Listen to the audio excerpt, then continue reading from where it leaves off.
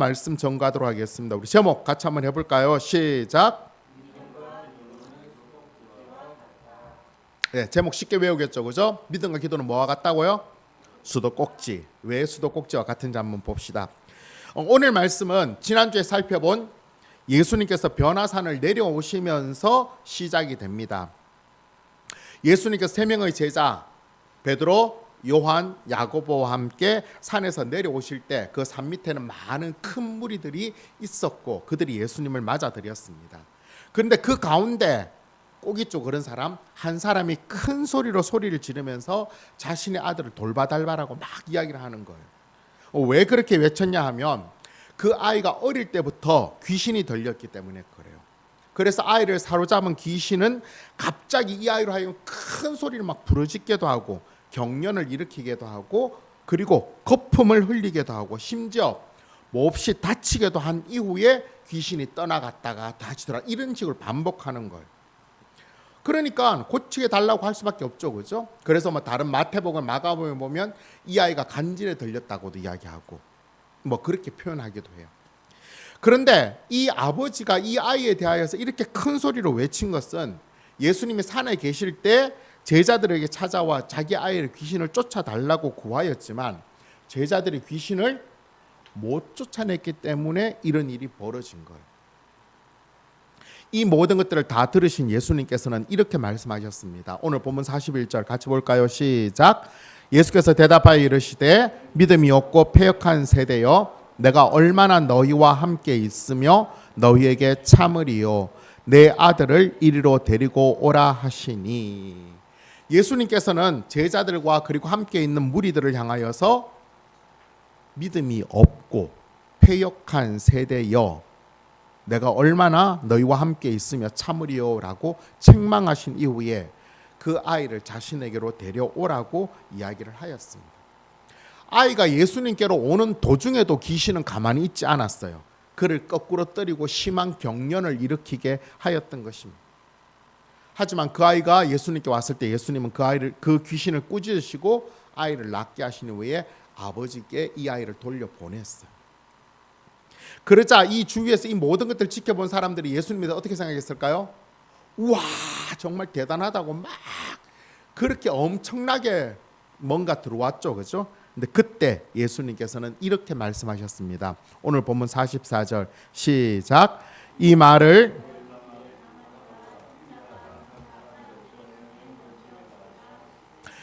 예수님께서는 그들의 어떤 열광 속에 호응하지 않으시고 다시 한 번 더 사람들의 손에 넘겨져 죽임을 당할 것이라고 말씀하시고는 이 말을 잘 귀에 담아 두라고 이야기하였습니다.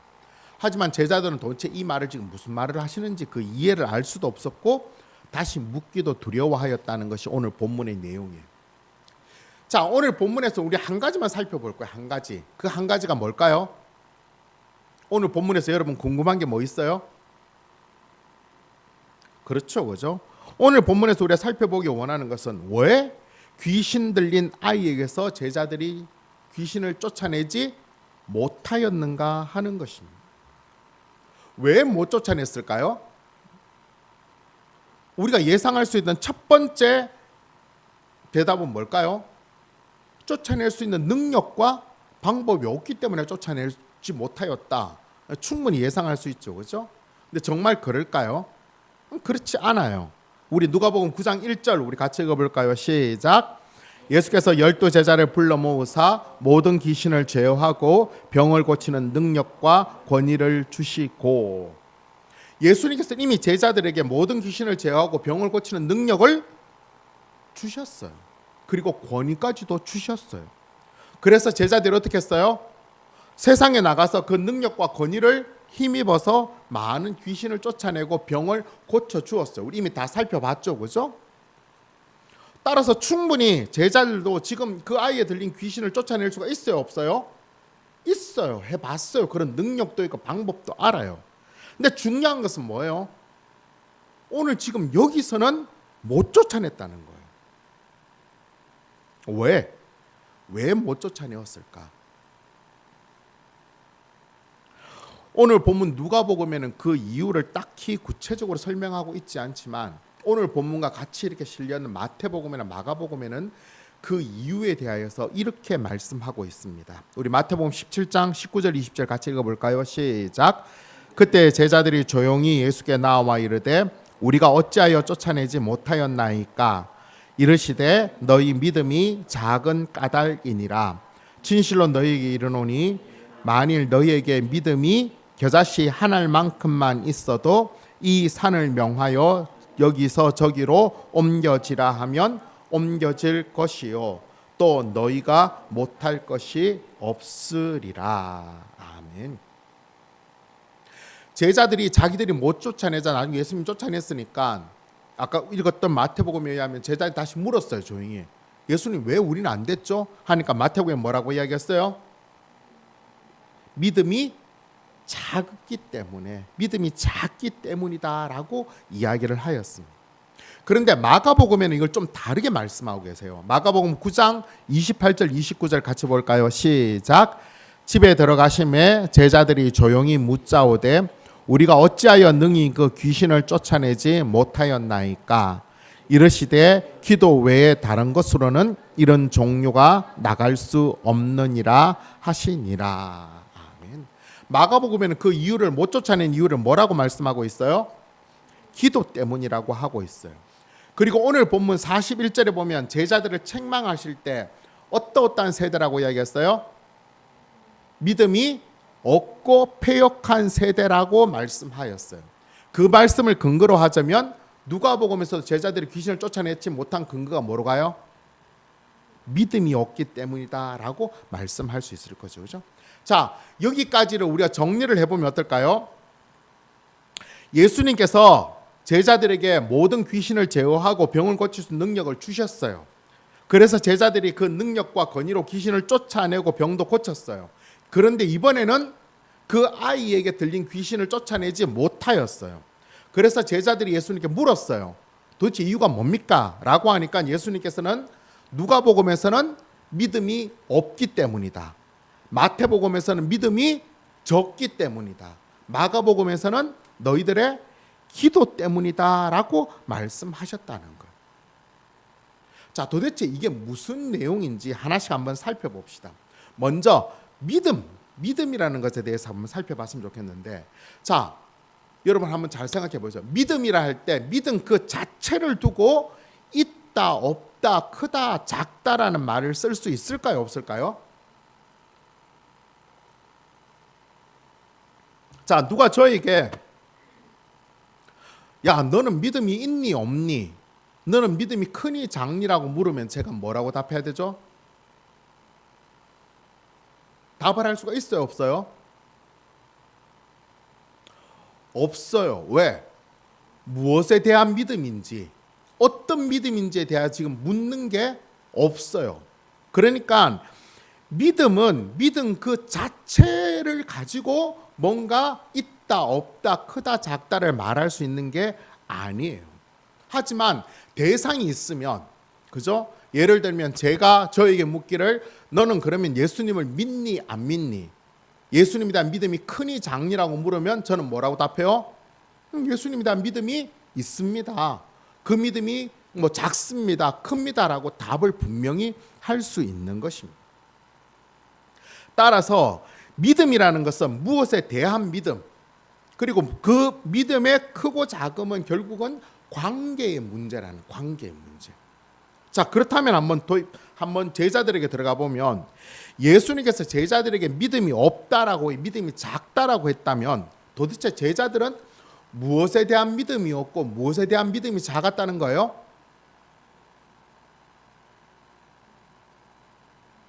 어렵지 않죠, 그렇죠? 무엇에 대한 믿음이 작고 무엇에 대한 믿음이 없다는 거예요?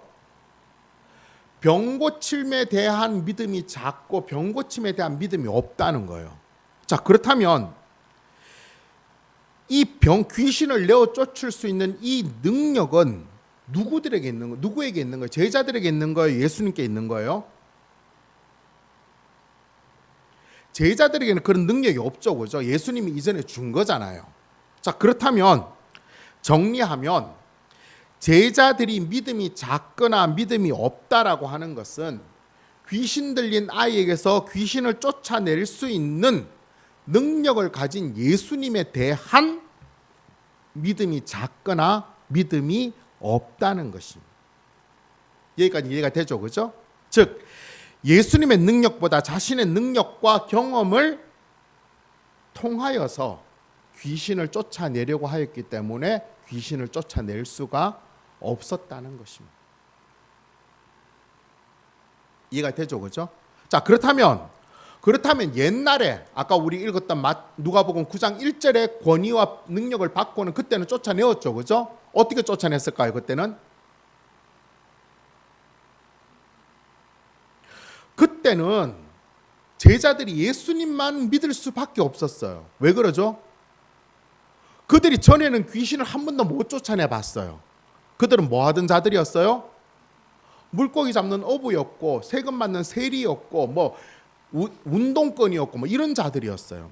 그런데 예수님께서 그들을 불러 모아서 얼마씩 시간이 지나고 난 다음에 얘들아, 내가 너희들에게 귀신을 제하고 병을 고칠 수 있는 능력과 권위를 주셨다라고 말씀하셨어요. 그런데 우리 가만히 생각해 보세요. 예수님이 주셨다 하고 뭐 자신에게 들어온 게 있어요, 없어요? 손에 만져지는 게 아무것도 없어요. 그런데 예수님께서는 뭐라고 말씀하셨어요? 이제 세상으로 가라는 거예요. 가서 귀신 들린 자가 있으면 귀신을 내어 쫓고 병이 들린 자가 있으면 병을 쫓아내라고 고치려 주라고 하시는 거예요. 그럼 제자들이 나갔어요. 앞에 귀신 들린 자가 있어요. 어떻게 해야 될까요? 귀신을 쫓아내려고 했겠죠, 그죠? 어떤 마음으로 했을까요? 자신들에게 뭔가 능력이 있나요? 그걸 생각했을까요? 자신에게는 아무것도 없는 거예요. 오직 예수님이 주신 그 권위와 그 능력으로만 귀신을 쫓아냈던 거예요. 병을 고치고. 자기들은 아무것도 없었어요. 그럴 때는 얼마든지 귀신을 쫓아내었습니다. 하지만 지금은 그런 상황이 아니었던 거죠. 기도도 마찬가지였습니다. 제자들이 기도를 하지 않았을까요? 귀신을 쫓아낼 때? 딴 방법이 없어 기도를 했을 거예요. 그 방법밖에 없었으니까 최선을 다해서 기도했을 것입니다. 그것도 한 명이 해서 안 되니까 어떻게 했을까요? 9명이 모여서 계속 같이 힘을 다해서 기도를 했을 거예요. 그런데 귀신을 못 쫓아내었어요. 그렇다면 뭐가 문제였을까요?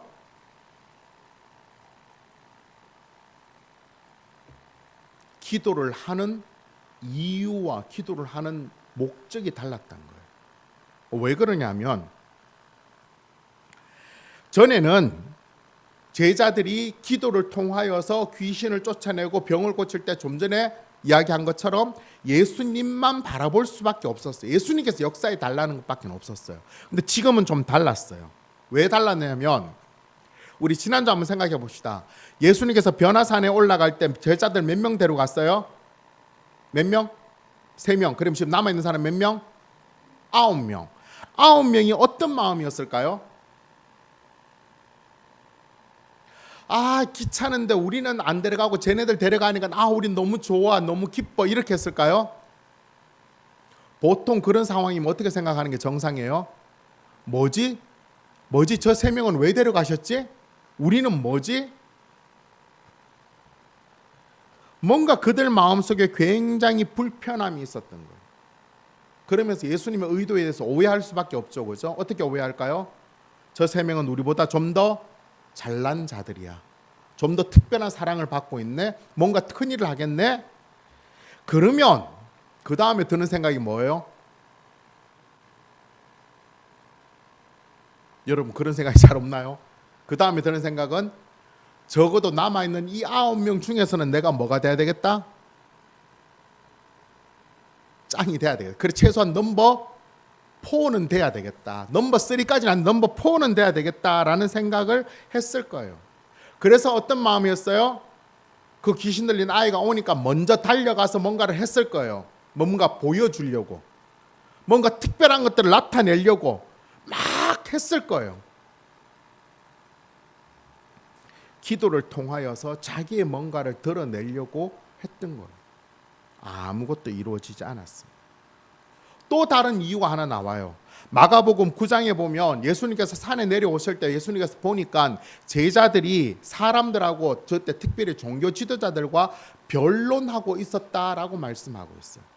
이 변론이라는 말이 좀 원색적으로 표현을 하자면 논쟁하다는 거하고 싸우다, 다투다의 의미가 거기 들어가 있는 거예요. 자, 예수님이 제자들과 함께 변화산에 내려왔는데 9명의 제자들과 종교 지도자들이 막 싸우고 있어요. 말싸움으로. 어떤 내용 갖고 싸웠을까요?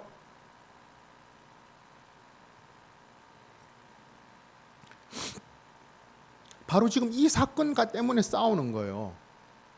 어떻게 해요? 제자들이 기도를 막 했는데 귀신을 못 쫓아냈어요. 그러니까 옆에서 보고 있던 사람들이 뭐라고 했을까요?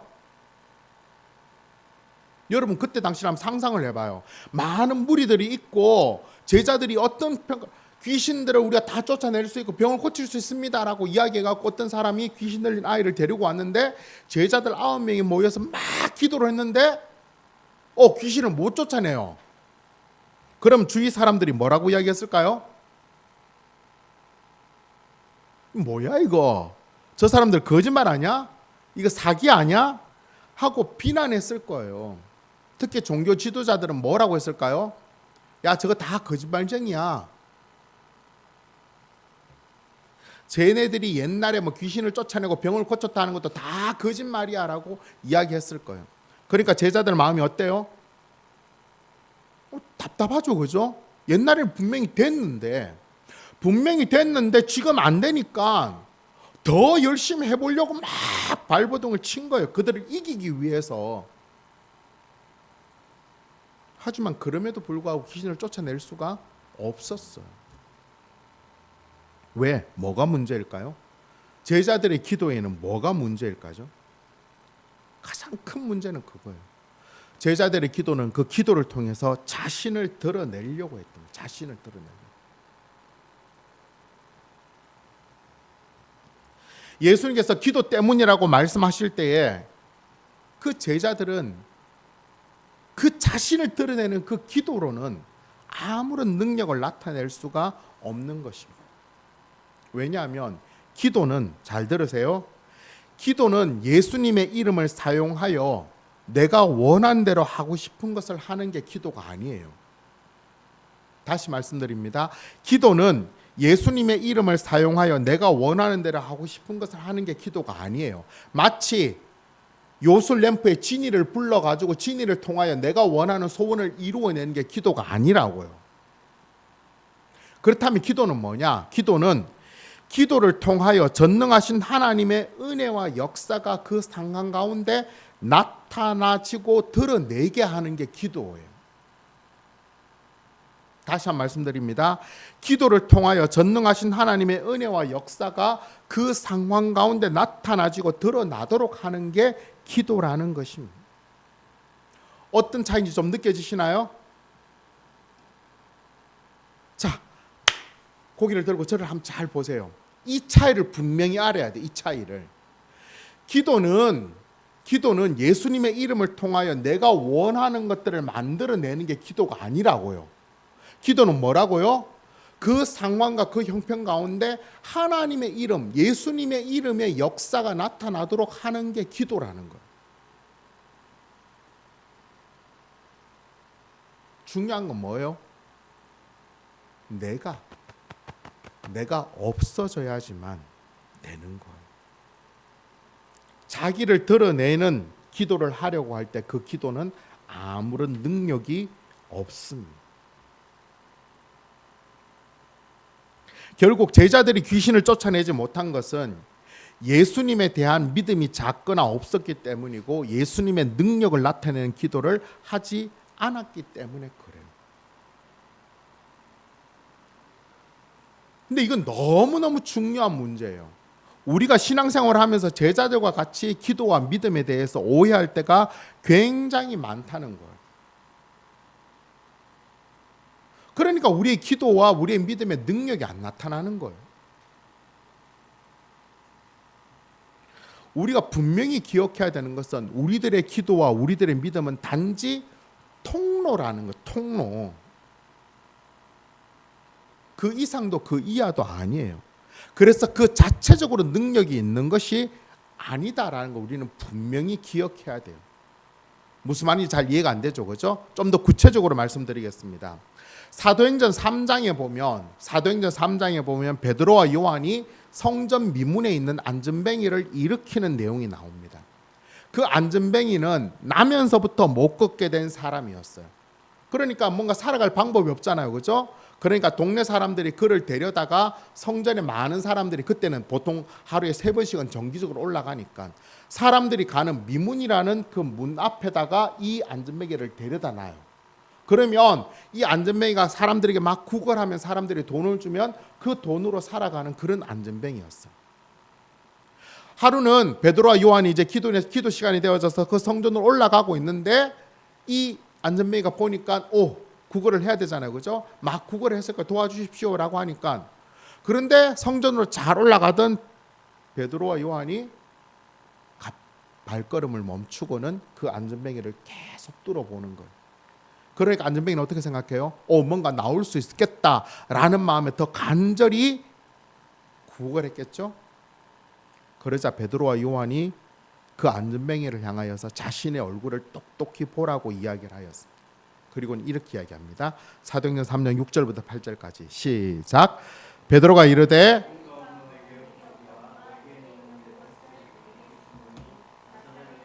그리스도의 이름으로 일어나 걸으라 하고 오른손을 잡아 일으키니 발과 발목이 곧 힘을 얻고 뛰어 서서 걸으며 그들과 함께 성전으로 들어가면서 걷기도 하고 뛰기도 하며 하나님을 찬송하니.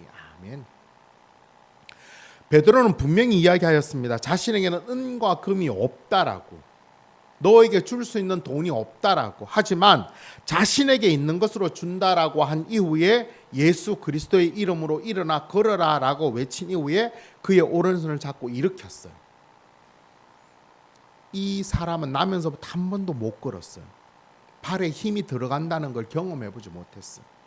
그런데 그렇게 일으키자 그 발에 힘이 들어가서 걷기도 하고 뛰기도 하였다라고 말씀하였습니다. 놀라운 일이 벌어졌겠죠, 그죠? 막 난리가 났을 것입니다. 주위의 사람들이 어떻게 했을까요?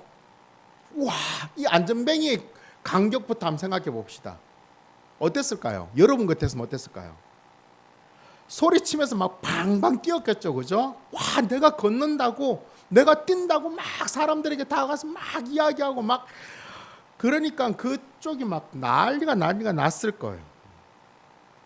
사람들 어떻게 베드로와 요한을 봤을까요? 와, 정말 대단하다고. 그래서 많은 사람들이 베드로와 요한에게 주목하면서 막 대단하니까 베드로가 이 부분에 대해서 분명히 이야기합니다. 사도행전 3장 12절과 16절 우리 같이 읽겠습니다. 시작. 베드로가 이것을 보고 백성에게 말하되 이스라엘 사람들아, 이 일을 왜 놀랍게 여기느냐? 우리 개인의 권능과 경건으로 이 사람을 걷게 한 것처럼 왜 우리를 주목하느냐? 16절. 그 이름을 믿음으로 그 이름이 너희가 보고 아는 이 사람을 성하게 하였나니 예수로 말미암아 난 믿음이 너희 모든 사람 앞에서 이같이 완전히 낫게 하였느니라. 아멘. 베드로가 안전뱅이를 일으키자 사람들은 베드로를 주목하였습니다. 그러자 그때 베드로는 아주 분명히 하였습니다. 자신의 개인적인 능력과 믿음과 기도의 능력으로 걷게 한 것이 맞다 아니다? 아니다라는 것, 결코 아니다라는 것입니다. 그리고는 분명히 이야기하죠. 이 안전뱅이를 일으킨 능력은 어디에서 나왔다? 예수 그리스도를 말미암아 난 믿음의 능력이다라고 분명히 말씀한 것입니다. 자신들이 그 안전뱅이를 일으킨 건 뭐예요? 그냥 통로였다는 거예요. 예수 그리스도의 그 믿음의 통로가 나가서 이 안전뱅이를 일으켜서 그로 하여금 걷게 한 것이지 자신들이 뭔가 특별한 능력을 드러낸 것이 아니라는 것입니다. 여기서 우리가 분명히 오늘 설교 제목을 정리하고 가야 되겠죠. 오늘 설교 제목이 뭐죠? 믿음과 기도는 뭐와 같다? 수도꼭지와 같다는 것입니다. 우리 집에서 수도꼭지를 틀면 물이 나와요, 안 나와요? 물이 나와요. 수도꼭지에서 물이 나오는 것은 수도꼭지에 물이 있는 거예요? 아니에요. 아니에요. 수도꼭지를 틀면 물이 나온다고 해서 수도꼭지가 물을 많이 갖고 있는 것은 결코 아니에요. 어떻게 해서 물이 나오는 거죠? 수도꼭지에 연결된 그 관을 통하여서 상수도에 물이 연결되었기 때문에 그 물이 나오는 거예요. 이것을 모르는 사람은 아무도 없을 것입니다. 수도꼭지는 단지 통로예요. 물이 나오게 하는 것은 수도꼭지의 능력이 아니라는 것입니다. 마찬가지로 우리의 믿음과 기도가 능력이 있는 것은 우리의 그 믿음과 기도가 그 자체적으로 능력이 있는 게 아니라 그 능력에 거느드시는 예수님과 관계가 되어져 있기 때문에, 그 예수님 안에 우리가 거하고 있기 때문에 우리의 기도와 우리의 믿음이 능력이 있는 것입니다. 이해되시죠? 그죠? 여기서 하나 더 생각해 봅시다. 그렇다면 수도꼭지가 의미가 없을까요? 아니죠. 그죠? 왜냐하면 수도꼭지가 상수도에 연결이 됐어도 물이 나오는 경우, 안 나오는 경우도 있죠. 그죠? 왜 안 나와요? 우리 겨울에 경험하는 것처럼 얼든지, 아니면 그 수도꼭지가 뭐 밸브가 고장이 났든지 상수도와 연결이 안 되었든지 쓸데없는 것이 가득 차면 물이 안 나와요. 아무리 연결되어 있어도. 마찬가지입니다. 우리의 믿음과 기도가 능력이 없다고 해서 필요 없냐? 그러면 기도 안 해도 되고 믿음 없어도 되느냐? 아니에요. 우리의 믿음과 기도는 예수님의 능력을 드러낼 수 있는 통로가 되는 거예요. 그런데 그 통로인 우리의 믿음과 기도 안에 교만으로 가득 차 있다면, 오늘 제자들처럼 뭔가를 내가 해보려고 노력한다면 그 기도와 믿음에는 능력이 없어지는 거예요. 가득 차 있기 때문에. 딴 게. 또한 우리의 믿음과 기도가 예수님 안에 거하지 아니하고 예수님과 관계가 없다면 아무리 많이 기도하고 아무런 믿음을 드러내어도 능력을 나타낼 수가 없습니다. 우리의 믿음과 기도를 통하여 하나님을 드러내는 곳이 아니라면, 내 자신을 드러내려고 한다면 아무런 능력을 나타낼 수가 없습니다. 그래서 수도꼭지가 상수도관에 제대로 연결되어져야지만 물이 나오는 거죠. 그런데 하나만 더 생각해 보면, 우리가 지금 신앙생활하면서 그냥 단순하게 물이 나오는 정도가 아니라 좀 강력한 능력 있는 그런 물을 만들어내기를 원하잖아요. 그렇다면 수도꼭지에서 수압이 세고 물이 많이 나오게 하려면 어떻게 해야 될까요? 통로는 깨끗해요. 통로는 깨끗한데 물이 그렇게 뭐 시원하게 쫄쫄쫄 나오고, 그다음 물이 별로 그렇게 나오지 않아요. 근데 이 물을 좀 크게 많이 세게 나오게 하려면 어떻게 해야 돼요? 별로 관심 없다. 아주 단순한 건 수압이 세면 되죠. 그죠? 수압이 세면 물이 그만큼 나오게 되고, 또 나오는 통로가 넓으면 그만큼 더 많은 물들이 나오는 거예요. 마찬가지인 것입니다. 우리의 믿음과 기도가 큰 믿음, 큰 능력 있는 기도가 되기 위해서는 능력 있는 예수님 안에서 그 능력을 풍성히 공급받아서, 그리고 예수님과 나 사이에 아무런 걸림돌이 없으면, 그리고 그 압력이 충분하면, 그 성령의 능력이 충만하면 우리는 더 능력 있는 풍성한 사역을 드러낼 수가 있는 것입니다.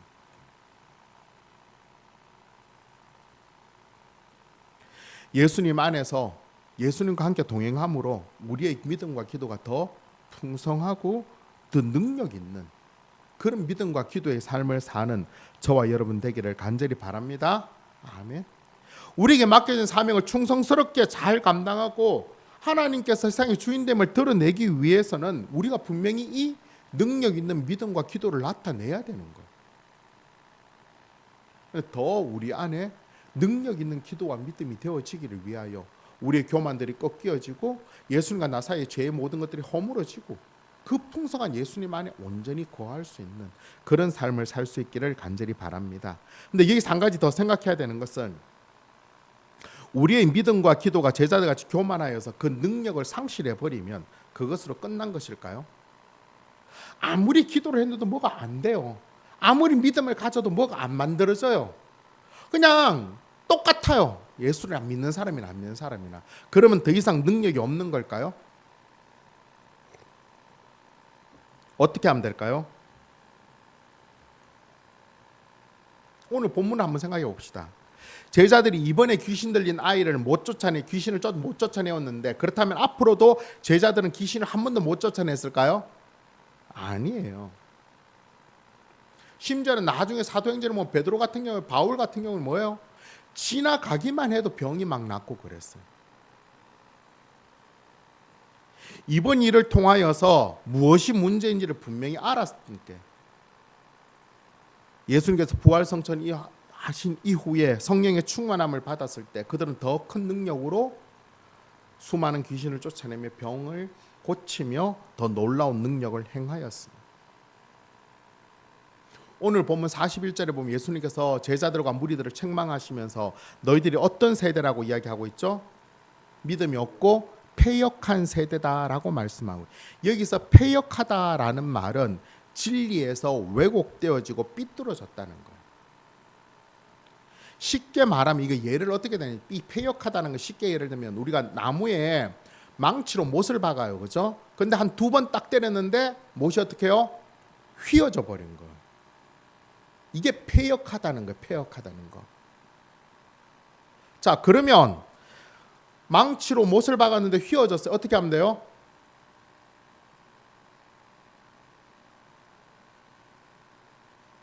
그 못을 살살살 펴서 제대로 딱 해서 다시 박든지, 아니면 못을 빼서 다시 제대로 다 펴서 못을 박으면 되죠, 그죠? 그러면 되는 거예요. 우리가 잘못해서, 우리가 뭔가 교만했고, 우리가 뭔가 죄가 많고, 우리가 예수님을 생각하지 못했으면 어떻게 하면 돼요? 다시 방향을 수정하면 돼요. 다시 정말로 예수님이 원하시는 능력 있는 믿음과 기도의 삶이 무엇인지를 우리가 깨달아서 그 삶으로 우리를 바꾸어 가면 되는 거예요. 그러면 우리가 다시 풍성한 능력을 드러낼 수 있게 되는 것입니다. 귀신 들린 아이에서 귀신을 쫓아내지 못함으로 그들의 믿음과 제자들의 믿음과 기도가 많은 사람들에게 수치를 당하였어요. 부끄러움을 당했죠. 폐역되어진 거죠. 하지만 예수님께서는 그들을 다시 세우시고 그들을 다시 펴서 그들의 믿음과 기도로 이 세상을 변화시키게 만들어 두셨다는 것입니다. 오늘 예수님께서 매주 예배를 통하여서 우리들에게 하시는 일도 그거예요. 우리가 세상에 나가서 하나님의 이름으로 살다 보면 어떤 일이 벌어져요? 뭐 할 수 있는 게 없어요. 내가 기도를 한다고 달라지는 것도 없고, 믿음을 갖는다고 뭔가 변화될 것도 없고, 그러니까 우리 마음속에도 어떤 마음이 들어요? 기도하면 뭐하나, 믿음을 가지면 뭐하나, 예수님 믿는다고 하면 뭐하나, 달라질 거 아무것도 없고 할 수 있는 것도 아무것도 없고, 그런 영적 패배주의와 무기력이 우리에 빠져 있는 거예요. 그래서 주일날 예배를 왔어요. 예배 드리면서 우리는 뭘 해야 돼요? 우리의 패역함들을 다시 바로 해야 되는 거예요. 뭐로? 예수님과 나와의 문제가, 죄가 있다면 그 죄를 어떻게 해야 돼요? 회개를 해야 되는 거죠. 뭔가 내 마음에 교만이 있고 내가 기도를 통해서 믿음을 통해서 뭘 함으로 나를 드러내고, 야, 내가 이 정도 믿음이 있어, 내가 이렇게 예수님 믿어, 나는 이렇게 할 수 있어, 그 생각을 다 없애버리고 예수님이 하시는 겁니다. 예수님이 이루시는 겁니다. 예수님 내 삶의 주인입니다 라고 고백해내는 거예요. 그러니까 우리의 예배는 뭐 하는 자리예요? 못을 박다가 삐뚤어진 그 못을 다시 펴는 자리고, 다시 그 못을 끄집어내어서 다시 못을 제대로 못을 만들어 다시 우리 삶의 자리에 박는 게 우리 예배예요. 그런 마음으로 우리가 예배를 드리고 다시 똑바로 서서 세상에 나간다면 다시 예수님께서는 우리를 통하여서 전지전능하신 하나님의 능력을 드러내기를 원하고 계시는 것입니다. 이번 한 주간 또 어떤 상황, 또 어떤 형편이 속에 우리가 들어갈 줄 몰라요. 그런데 제일 먼저 드는 생각은 우리가 그래요. 그런 상황과 그런 형편에서 예수님이라면 어떻게 하셨을까? 예수님 원하시는 대로 그걸 만들어 가기보다는 내 생각, 내가 자존심이 상하거나 내가 힘들거나 내가 어려워, 내가 힘들면 내가 뭘 만들어내려고 계속 뭘 만들어내는 거예요. 하나님 생각하기보다는. 그러나 오늘 말씀을 통하여서 내가 뭔가를 하려고 할 때 아무것도 안 돼요. 하지만 예수님께서 하신다면, 하나님께서 하신다면, 그래서 이 일을 통하여서 나는 아무것도 안 되고 하나님만 되어져도 그것 자체가 감사하다라고, 그렇게 우리 삶에 하나님의 주되심을 인정할 때 비로소 우리 삶의 믿음과 기도가 능력이 되기 시작하는, 능력이 되기. 그렇죠, 그죠? 우리가 열심히 간절히 오랫동안 하는 기도 제목들 있잖아요. 우리가 믿음을 갖고 하나님께 기도하는 게 있잖아요. 근데 그게 잘 안 되어져요. 그럼에도 불구하고 그렇게 되어졌을 때 내 기도와 믿음이 인정받는 게 아니라 그렇게 되어졌을 때 하나님이 기뻐지고 예수님이 기뻐지는 일이 아닙니까? 라고.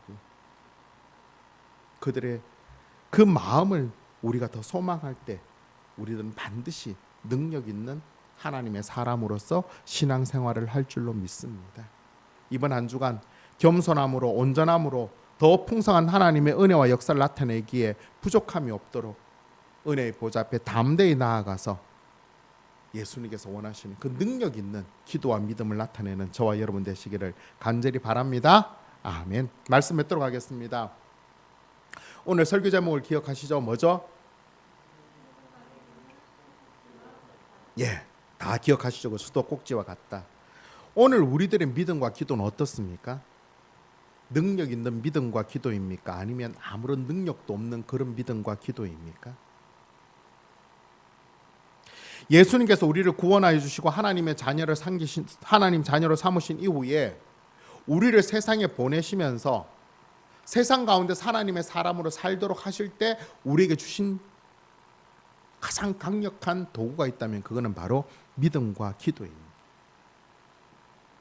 그 믿음과 기도의 능력으로 세상 가운데서 하나님의 사람으로 당당히 살고 우리의 사명을 감당할 수 있도록 하나님께서 주신 능력 있는 선물인 것입니다. 따라서 하나님께서는 우리의 기도와 우리의 믿음이 능력 있기를 원하고 그 기도의 믿음과 능력을 통하여서 우리가 세상 가운데서 더 잘 살고 온전하게 살기 위하는 것입니다. 그러기 위해서는 수도꼭지에서 물이 많이 나와야 되는 것처럼 항상 은혜의 보좌 앞에 나아가고 예수님과 함께 거해야 돼요. 예수님은 늘 기억하며 살아야 된다고요. 또한 쓸데없는 이물질이 막히지 않듯이 우리의 죄를 회개하고 우리의 교만을 내려놓고 믿음과 기도로 내가 무엇을 하고 나를 드러내기 위함이 아니라 하나님의 하나님 되심을 드러내도록 우리는 힘써야 되는 것입니다. 그래야 우리의 믿음과 기도가 능력이 있고 또 신앙생활하는 게 재미가 있고 기쁨이 있어요. 이 말은 반대로 하면 뭐죠? 그렇게 살지 않으면 우리 신앙생활들 기도한다는 것 자체가 너무 지겹고 답답하고 실증이 나고 아무것도 아닌 것 같아요.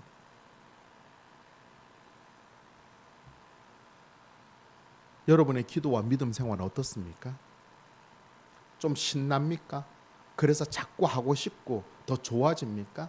아니면 너무 지겹고 그냥 주일 이 시간을 지나면 다시 기도도 믿음이도 아무런 관계도 없고 의미 없는 것처럼 그렇게 살아가고 계시지는 않습니까? 우리가 세상 가운데서 기도와 믿음의 능력이 없으면 하나님의 사람으로 살 수가 없습니다. 2025년을 정리하면서 다시 우리의 믿음과 기도가 회복되어지기를, 예수님은 우리가 그 삐뚤어진 못을 다시 펴서 다시 받기를 원하고 계시는 거예요.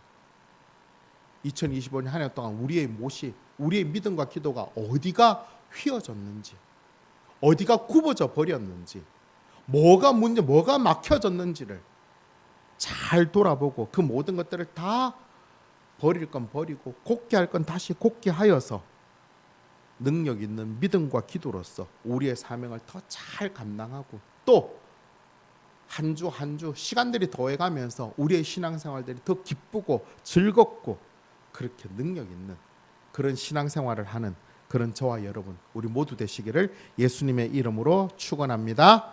아멘. 아멘. 오늘 말씀은 제가